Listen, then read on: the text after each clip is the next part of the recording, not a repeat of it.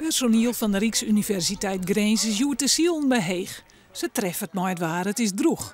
Maar wat als er 90% kans op Rijnverzijn weer? Dan had het kunnen zijn dat we toch hadden afgelast en dat we misschien een andere activiteit hadden georganiseerd. Dat is dan 90% kans op hoe lang hebben we daar Rijn. Is dat een hele uur of een kwartier of is het de hele dag? Nou, in de praktijk is het vaak een hele korte periode. Mensen die vinden het gewoon moeilijk om dat te interpreteren. En ja, misschien kunnen we dat bij helpen vanuit weerspecialisten. De waarbureaus waag je nou om het al oeren Rijn te melden in plak van de Rijnkons. En er binnen meer plan. We ben ik bezig met een recreatie-app, speciaal voor de recreatiesector. En die komt er, die hebben van een groot aantal kleer. En dat betekent dat er een proto van die mensen toch wel rekening houden is. Bij restaurant De Waterlander in Waadzijn vernemen ze het voort als er meer waverzijn is. Dan is het een stuk restiger. En dan hebben we code geel en dan hebben we code rood. En dan komt er weer een weeralarm.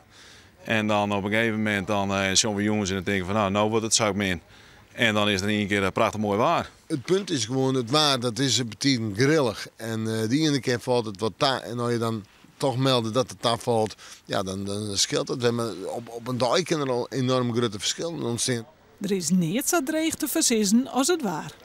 Kijk, als ik ga fietsen even op de Bijenrader. Dus ik heb gezien dat ik voor 4 uur vandaag thuis moet zijn.